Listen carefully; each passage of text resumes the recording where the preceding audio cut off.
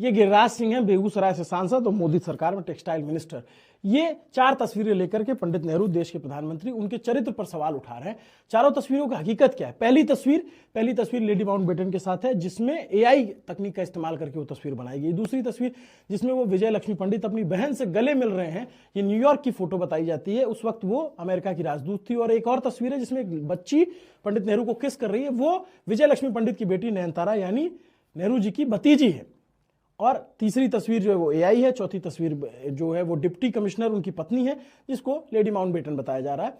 और इन 4 तस्वीरों के सहारे आज की डेट में पंडित नेहरू, जो देश के पहले प्रधानमंत्री, उनके चरित्र पर लांछन लगाने की कोशिश की जा रही है। और ये कोशिश अभी तक क्यों चल रही है? क्योंकि इन तस्वीरों पे हमेशा बहुत बार फेक न्यूज फैलाई गई, लेकिन कभी कोई नैरेटिव, उसको बस्ट नहीं किया गया मीडिया की तरफ से, कभी इस पे सवाल नहीं पूछे गए। इसलिए आप देखेंगे कि आज 2026 में भी इस तरीके के सवाल हो रहे हैं। ये टेक्सटाइल मिनिस्टर हैं, अब इनसे पूछ लिया जाए टेक्सटाइल मिनिस्ट्री क्या कर रही है, बांग्लादेश इतना अच्छा काम कर रहा है, उसमें हम कहां तक क्या नई चीजें कर रहे हैं, नहीं बता पाएंगे। इनसे पूछ लिया जाए जो आपने आदर्श ग्राम योजना के तहत गांव को गोद लिए थे, वो किस हालत में है, ये उस पर जवाब नहीं देंगे। लेकिन इस तरीके की चीजें करके ये छपास रोग जो है ना, उसमें आने की, जो आप दिखो, आपकी बात हो, चर्चा होती रहे, उसको ये फॉलो कर रहे हैं। जबकि मुझे याद आता है जो प्रधानमंत्री नरेंद्र मोदी, उन्होंने अशोका हॉल में संसद में एक भाषण दिया था, बोला था कि सांसदों को छपास रोग से दूर रहना चाहिए। लेकिन ये रोग है कि जाता ही नहीं। और वो भी तब ये एआई तस्वीर दिखा करके भ्रामक चीजें तब कह रहे हैं जब आज ही सरकार ने ये नियम लाया है कि एआई की तस्वीर अगर आप इस्तेमाल करेंगे तो आपको बताना पड़ेगा ये एआई है,